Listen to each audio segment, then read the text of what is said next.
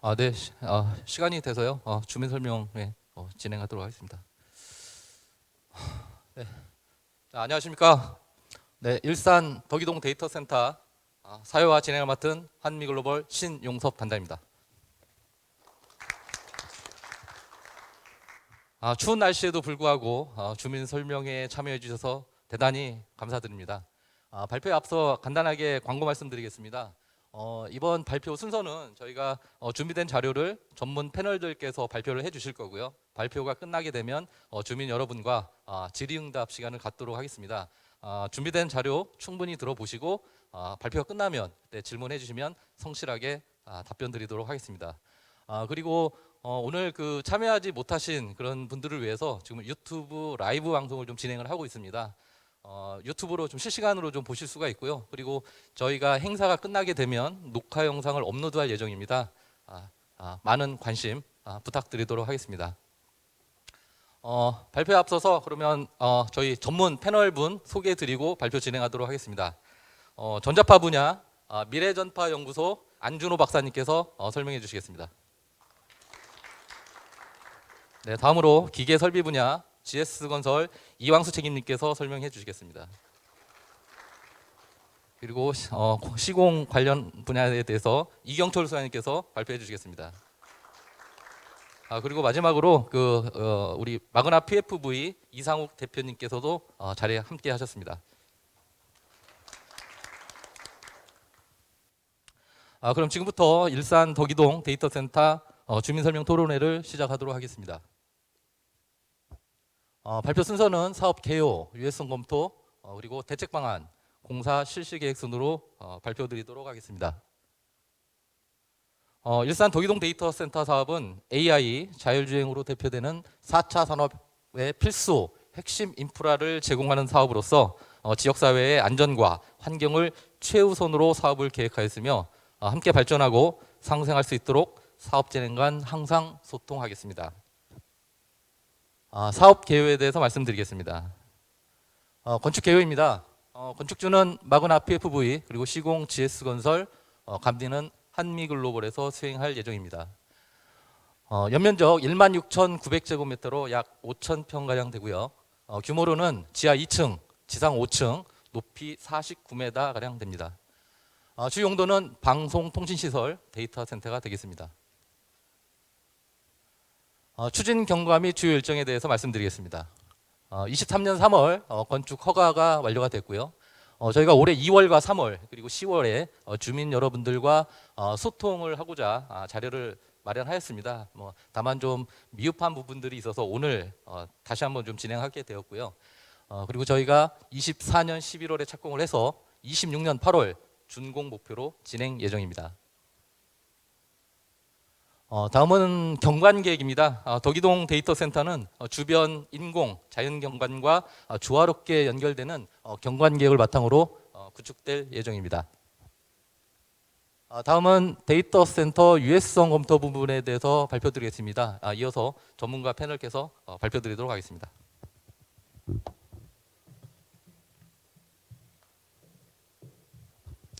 네, 아까 소개받은 미래전파공학연구소 안준호 박사입니다. 저희들이 덕이동 데이터센터 관련해서 전자파 연구 보고서를 발표를 드리겠습니다. 저희 미래전파공학연구소는 전파 분야에 지금 한 15년 정도 된 그러한 전문 기업이고요. 저희들이 환경영 평가, 전파 장애, 전자파 영향 같은 것들을 전문적으로 하고 있는 연구소입니다.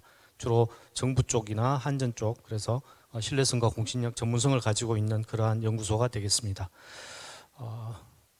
지난번에 한번 1차 설명회 때 한번 다 설명을 드렸는데 그때는 좀 길게 설명을 해서 오늘은 좀 짧게 설명하겠습니다. 전자파라는 것은 사실은 현대 사회에 있어서 없어서는 안 되는 그러한 인프라라고 생각하시면 되겠습니다. 교통도 그렇고요, 휴대폰도 그렇고 그 중에 하나가 지금 걱정하고 계시는 이제 극저주파수 전자파, 전력선에서 나오는 전자파가 되겠습니다.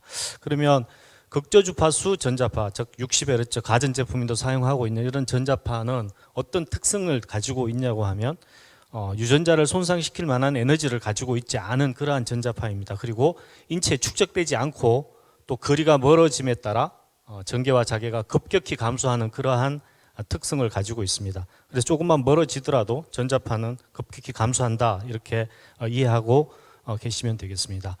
그래서 뭐 전자파가 아까 이제 투비 등급 여기 보시면 이제 투비 등급이라고 되어 있는데 이게 WHO산 IARC에서 발표한 게 되겠습니다. 그래서 투비 등급이라고 하면 발암 가능성이 있는 물질이다 이렇게 되어 있는데 그래서 발암 가능성이 있는 물질이다 보니 국제 방사보호위원회라는 데서 가이드라인을 정해서 어느 정도의 수준이면 인체에 영향이 없는지를 정했습니다. 그래서 국내에서는 833mm 가우스이고 국제 기준은 이거보다 조금 더 너슨한 2000mm 가우스가 되겠습니다.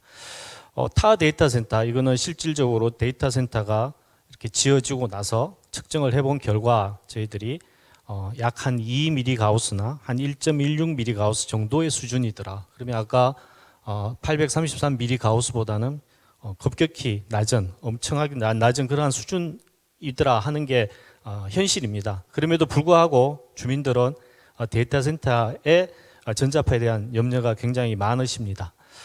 그래서 실질적으로 이제 고양시에 있는 향동에 있는 데이터 센터를 직접 측정을 해 보았습니다. 이 데이터 센터는 직접 지금 운영되고 있는 데이터 센터이고요.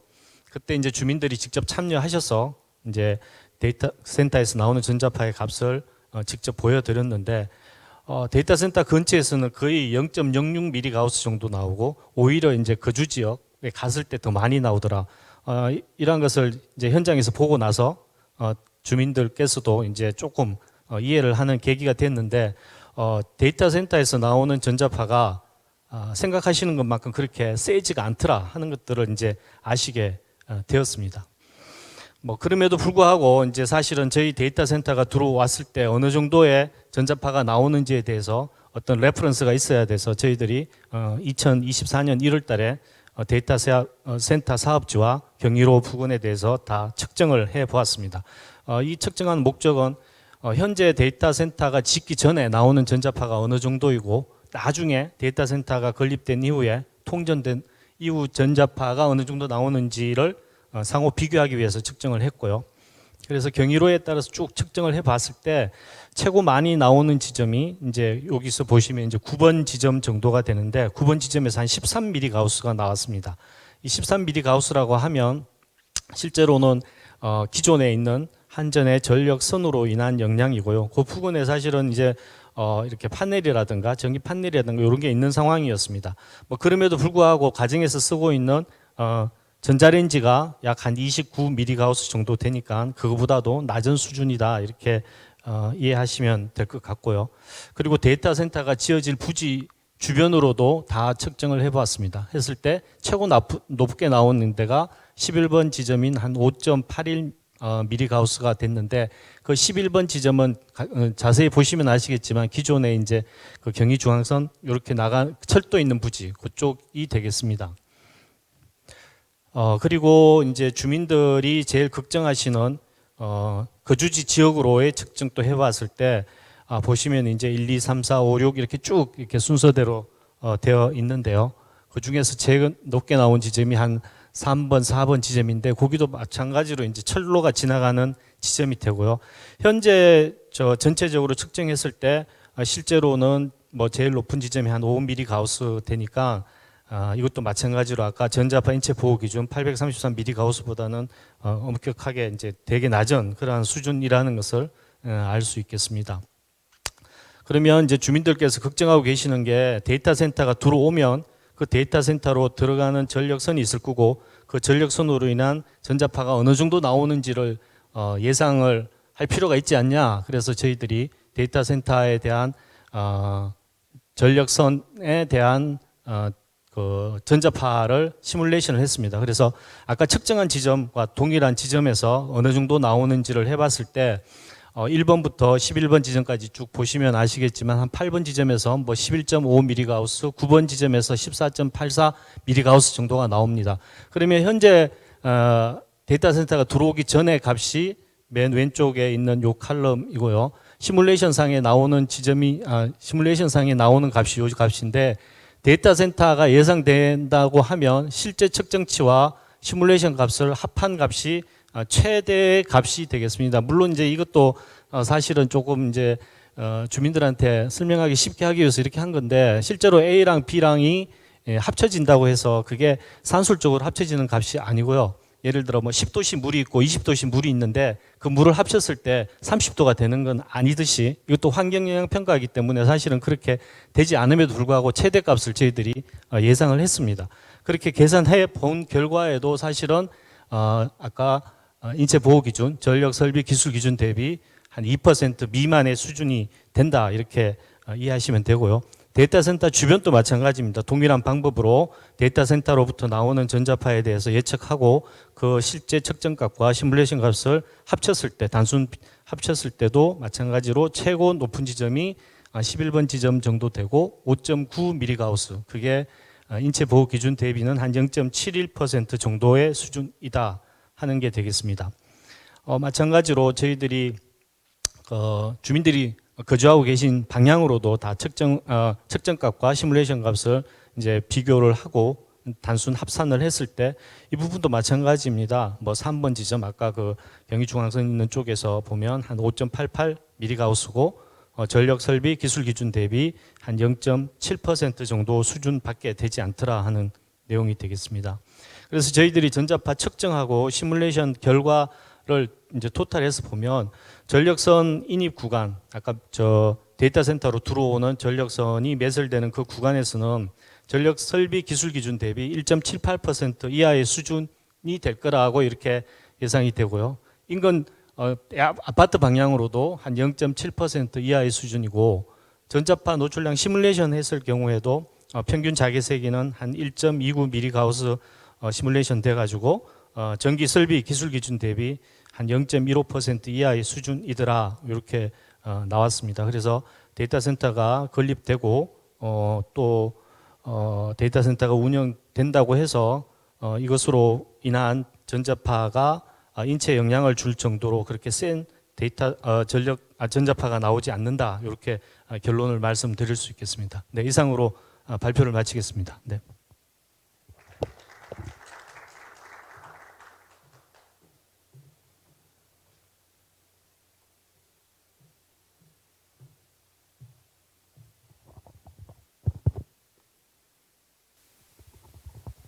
네, 안녕하세요. 저는 GS건설에서 설계를 담당하고 있는 이광수라고 합니다. 저는 오늘 이 데이터 센터의 소음, 열, 그리고 배견과 열섬에 대한 부분을 말씀드리려고 합니다.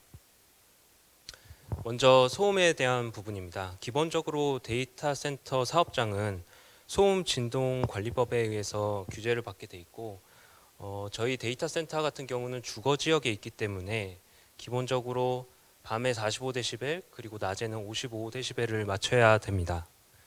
이런 부분들을 저희가 설계를 할 때부터 애초부터 고려를 하고 설계를 하게 되고, 이 소음 수준은 한 45에서 55dB 수준이기 때문에 조용한 사무실 정도의 소음을 나타내게 됩니다. 이를 위해서 저희가 기기를 설계할 때 여러 가지를 고려하게 되는데, 가장 대표적인 소음 발생 기기로는 이제 냉동기와 발전기가 있습니다. 이 냉동기 같은 경우는 옥상에 위치하게 되고, 이 옥상 부분에 냉동기보다 더 높은 차폐벽체를 설치해서 이 냉동기에서 발생하는 소음을 최대한 줄이도록 설계가 되어 있습니다. 또한 발전기 같은 경우는 급배기 소음기를 설치해서 이 건물 내부에 있는 발전기의 소음이 건물 바깥으로 방출되지 않도록 그렇게 설계를 하고 있습니다. 이런 부분들이 비단 냉동기와 발전기 말고도 다양한 기기들에 적용을 해서 저희가 설계 부분부터 소음을 되도록이면 줄일 수 있도록 고려하고 있습니다. 다음은 열 발생 관련입니다. 데이터 센터에서는 열이 발생하는데 이 대부분의 열은 이 옥상에 설치되어 있는 냉동기에서 발생하게 됩니다. 이 옥상에서 발생한 열은 대부분 주위 공기보다 온도가 높기 때문에 부력을 가지고 위쪽으로 상승하게 됩니다. 그래서 그 주변부로는 이 열이 번지지 않게 되어 있고, 오른쪽에 보이는 이 시뮬레이션 결과 같은 경우 유사 데이터 센터도 이와 같은 우려가 있기 때문에 컴퓨터 시뮬레이션을 돌려서 이 열이 어디로 발산되고 어디로 움직이는가를 계산해 본 결과입니다. 보시는 바와 같이 대부분의 열은 데이터 센터의 상부 쪽으로 이동을 하게 되고, 그마저도 어느 정도의 거리를 지난 다음에는 주위 온도와 비슷해지는 결과를 보이게 됩니다.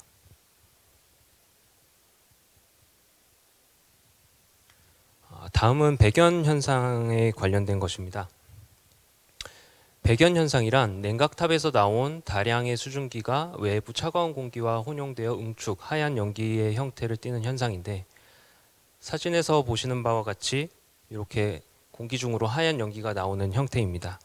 이 백연은 냉각탑이란 설비가 있을 때 발생하는데, 이 냉각탑에서 왜 백연이 발생하냐면 이 냉각탑의 경우 하부에 수조가 있습니다.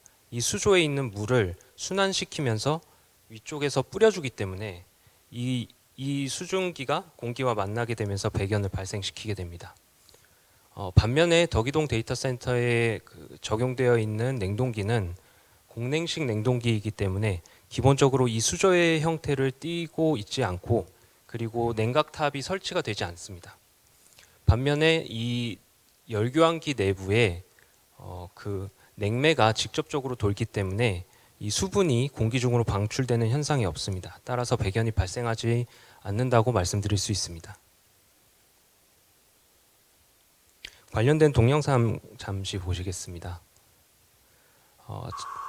첫 번째 영상이 이제 냉각탑에서 백연이 발생하는 현상입니다. 냉각탑은 안쪽으로 이렇게 수분이 계속 이동을 하기 때문에 백연이 발생하게 됩니다. 반면에 덕이동 데이터 센터에 적용되어 있는 냉동기는 이 냉동기 내부에는 냉매만 돌기 때문에 이 수분이 방출되지가 않습니다. 우리 가정에 설치되어 있는 실외기를 생각하시면 같은 기기라고 생각하셔도 됩니다. 다음은 열섬 현상에 대해서 말씀드리겠습니다. 열섬 현상은 대도시 도심에서 도심의 기온이 주변보다 2, 3도가량 높아지는 현상을 말하는데, 이 열섬 현상은 대부분 도심에 빌딩이 밀집해 있고 도로와 차량이 많음으로 인해서 낮에 온도가 많이 올라가고 밤에 온도가 내려가지 않는 현상을 말합니다. 그와 반면에 덕이동 데이터 센터는 주변에 빌딩들이 밀집되어 있지 않고 데이터 센터 건립으로 인해서 도로나 차량의 통행량들이 많이 증가된다고 볼 수 없기 때문에 열섬 현상을 발생한다고 볼 수는 없습니다. 네, 저희가 말씀드릴 부분은 여기까지입니다. 감사합니다.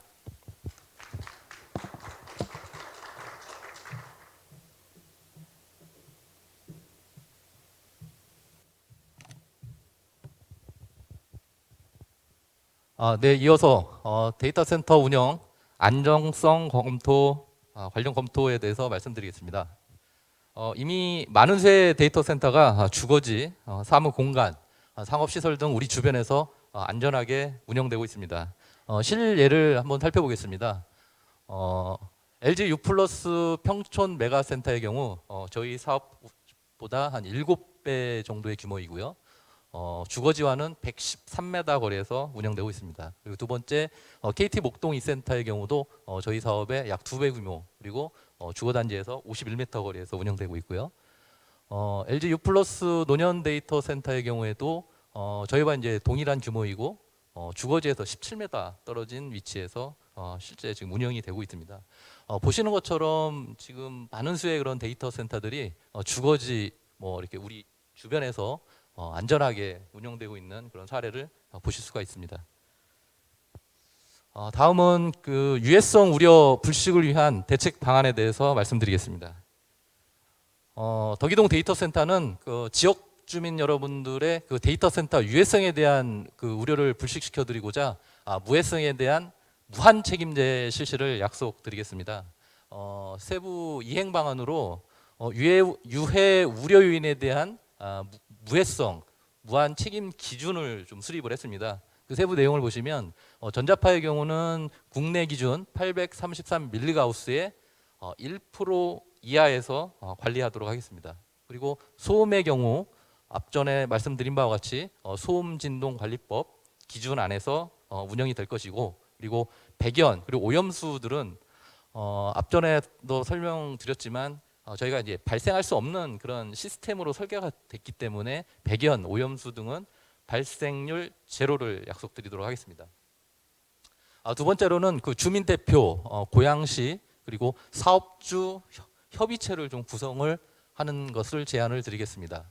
협의체를 통해서 저희가 그 이행하기로 약속한 부분에 대한 모니터링을 실시를 하고요. 그리고 정기적인 점검, 그리고 무한 책임 기준이 정상적으로 준수되고 있는지 여부를 지속적으로 모니터링하면서 지역 주민과 소통의 창구로서의 역할을 할 수 있도록 그런 협의체를 운영하고자 합니다.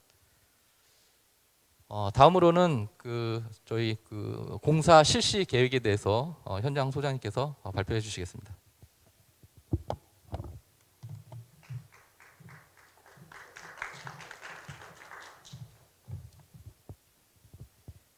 안녕하십니까.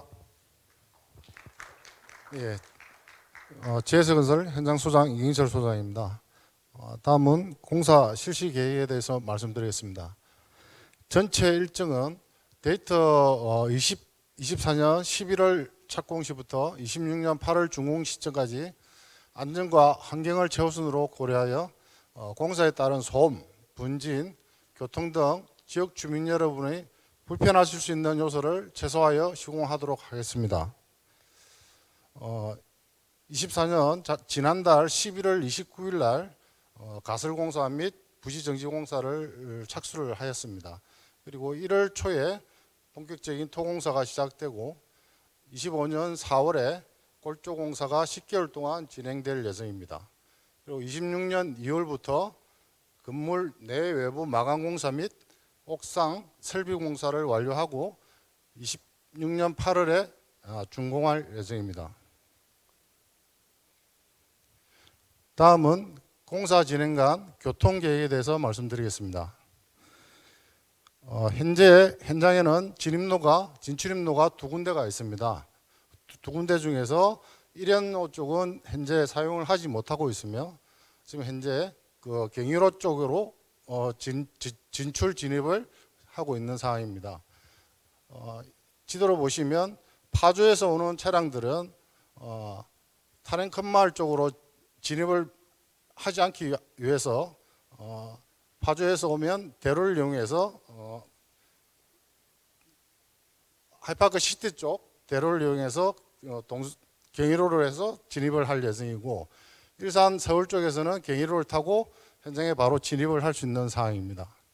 그래서 현장에서 지금 교통계획을 세우면서 가장 염려를 뒀던 것은 타랭컨마을 쪽이나 이쪽에 인근 아파트 쪽에 공사 차량이 진입을 하지 않고 진입을 할 수 있도록 계획을 세웠습니다. 다음은 비산먼지 방지 계획입니다. 현장의 진출입로에 세륜기가 이렇게 설치가 되어 있는 상태입니다. 설치가 되어 있는 상태이며, 공사 차량 진출 시에는 모든 차량은 자동 세륜 시설을 거쳐서 외부로 나갈 수 있게끔 해서 비산먼지를 방지토록 하겠습니다. 다음은 공사 중에 발생할 수 있는 비산먼지 관련해서 현장 내 차량 통로, 그다음에 임시 주차구역을 가설 포장할 예정이고, 그다음에 이동식 과살수기 세대 및 살수차를 수시로 운영을 할 예정입니다. 그리고 토목 작업 시 오거 장비 방직망, 골조 작업 시 목재 가공장을 운영하여 비산먼지를 최소화시키도록 하겠습니다. 다음은 공사 기간 중 인력 계획입니다. 덕이동 데이터센터는 전체 공사 기간 중 근로 계획 인원이 6만 명 정도 됩니다. 6만 명 중 20%인 12,000명을 고향 시민으로 활용할 계획이며, 근무 인원들의 주변 상권 활용 및 임시, 상시, 숙소 이용 등을 통해 지역사회와 함께 하겠습니다. 월별 계획으로 전체적으로 세부 계획을 작성해서 고양시에 제출했으며 3개월마다 실적을 고양시에 보고를 하게끔 되어 있는 사항입니다. 이상입니다.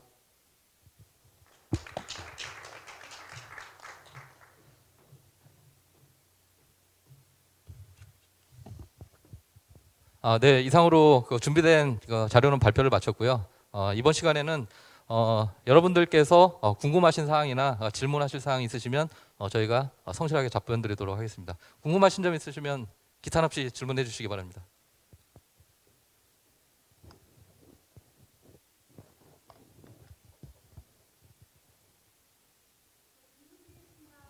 네, 말씀하세요.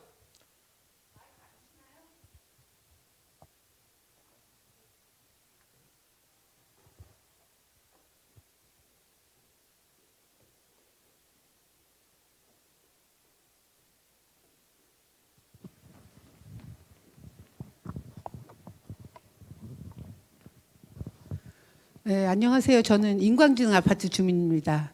현재 직책은 탄현동 시의원이고요.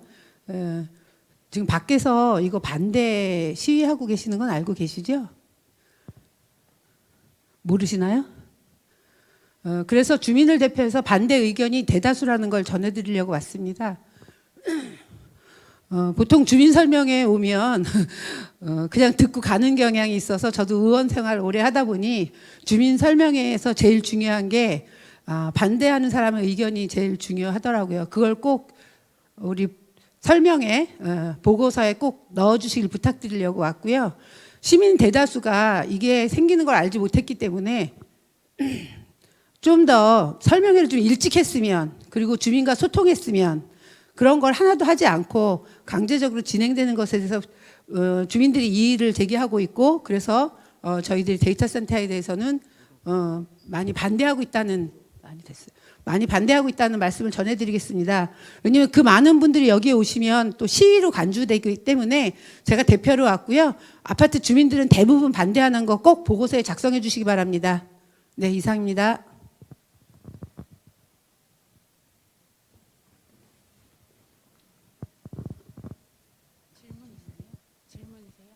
질문하시는 거예요? 보고서에 꼭 작성해 주세요. 네, 혹시 다른 질문 사항 또 있으실까요?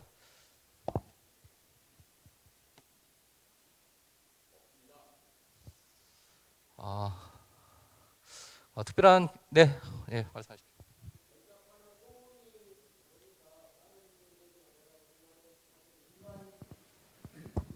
일상적인 우리가 가정용보다도 훨씬 더 약하잖아요. 그래서 아까 그 시의원님도 지적하셨지만은 충분한 설명이 좀 더 필요하지 않았을까, 사전 설명 뭐 그런 아쉬움이 있고, 뭐 지금이라도 늦지 않았으니까 뭐 이렇게 포스터 같은 거요, 뭐 이런 걸 통해서 여기 주요한 데이터 같은 것을 이렇게 주민들이 보는데 이렇게 설명할 수 있는 방법이 있다면 더 효과적이지 않을까 이런 생각이 듭니다. 이상입니다. 말씀 감사합니다. 사실 저희가 그 주민 여러분들과의 그 소통을 위해서 아까 앞전 발표 시간에도 좀 말씀을 드렸지만, 사실 저희가 올 초 2월, 그리고 3월, 그리고 10월 총 한 3회에 걸쳐서 이제 소통에 좀 장을 마련했는데, 말씀드린 것처럼 이렇게 참여율이 좀 저조하고 뭐 충분한 소통이 되지 않았다라는 좀 그런 것들 때문에 오늘 또 뭐 네 번째로 이렇게 좀 자리를 마련하게 됐는데요. 오늘도 사실 많은 분들이 좀 참여하셔서 충분한 좀 소통의 장이 됐으면 하는 그런 바람이었지만, 또 아쉽게도 오늘도 또 이렇게 많이 참여를 좀 하지 않은 점 많이 안타깝고요. 그리고 사실 저희가 이제 그 주민과 소통하지 않고 일방으로 가겠다라는 건 절대 그런 생각은 갖고 있지는 않고요. 아까 말씀드렸다시피 협의체를 구성을 해서 주민분들과 충분한 소통을 하고 일말의 오해도 없이 투명하게 공개하고 소통하면서 그렇게 공사를 진행할 수 있도록 최선의 노력을 다하도록 하겠습니다. 예, 이것으로 답변드리겠습니다. 혹시 또 다른 질문하실 분 있으실까요? 특별한 질문이 없으신 것 같습니다. 그러면 이것으로 주민 설명 토론회 마치도록 하겠습니다. 수고하셨습니다.